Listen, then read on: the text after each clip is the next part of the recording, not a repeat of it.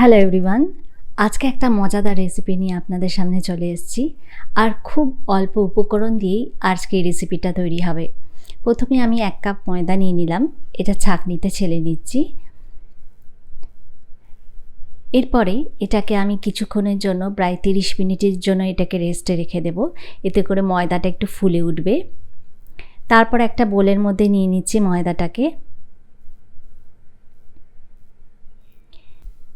আর half cup পরিমাণ চালের গুঁড়ো নিয়ে নিলাম, আর এখানে হাফ টিস্পুন পরিমাণ বেকিং সোডা দিয়ে এটাকে ভালো করে মিক্স করে নিচ্ছি।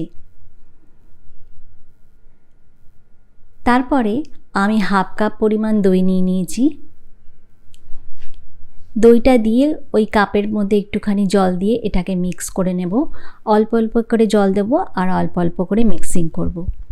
খুব বেশি জল দেওয়া যাবে না, এই টেক্সচারটা কিন্তু একটু আঠালো হবে আর বেশি পাতলা হবে না।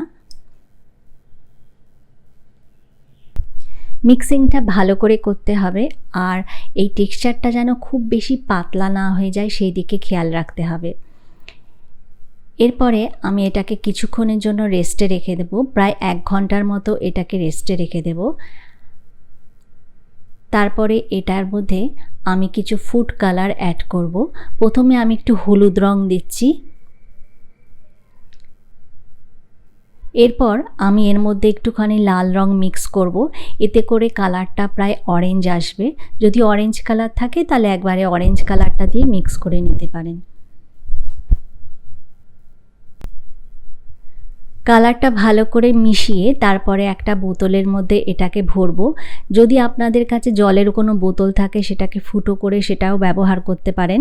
আমার কাছে একটা সসের বোতল আছে, তার মধ্যে আমি মিক্সচারটা ঢেলে এটাকে ভরে নিচ্ছি।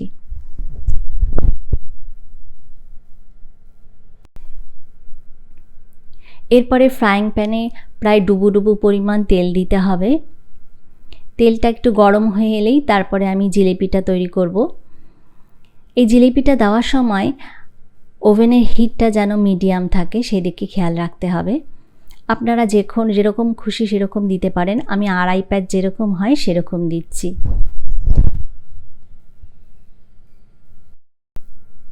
এবার এটাকে এপিট ওপিট করে উল্টে দিচ্ছি, আর এই ফ্রাইটা একটু ক্রিস্পি যাতে হয় সেদিকে খেয়াল রাখতে হবে।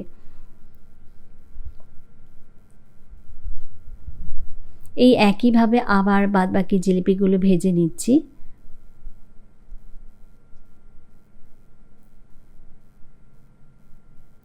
কাঁটা চামচ দিয়ে তুলতে খুব বেশি সুবিধা হয়, তাই জন্য আমি কাঁটা চামচ ব্যবহার করছি।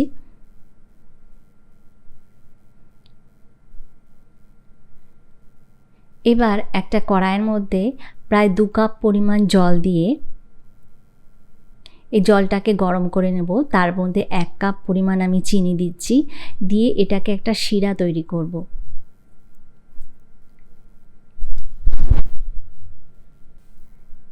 শিরাটা জাল দিতে দিতে প্রায় অর্ধেকের কম বেশি জল হয়ে যখন আসবে তখন বুঝতে হবে শিরাটা হয়ে এসছে। তারপরে ওভেনটাকে বন্ধ করে আমি এর মধ্যে একটু লেবুর রস দিয়ে দিচ্ছি, এতে করে স্টিকি ভাবটা থাকবে না। এরপরে জিলিপিগুলো এর মধ্যে ছেড়ে দিলাম। জিলিপি খেতে অনেকেই ভালোবাসে, আর রথের সময় তো সবাই খেতে খুবই পছন্দ করে। তো ঘরে থাকা উপকরণ দিয়েই আপনারা খুব সহজেই এটাকে বাড়িতে বানাতে পারবেন। রেসিপিটা যদি ভালো লাগে অবশ্যই লাইক আর শেয়ার করবেন, আর কমেন্ট করে জানাবেন কীরকম। চ্যানেলে নতুন হলে চ্যানেলটিকে সাবস্ক্রাইব করতে ভুলবেন না। আজকের মতো এখানেই বিদায় নিচ্ছি। Tata, bye bye and take care.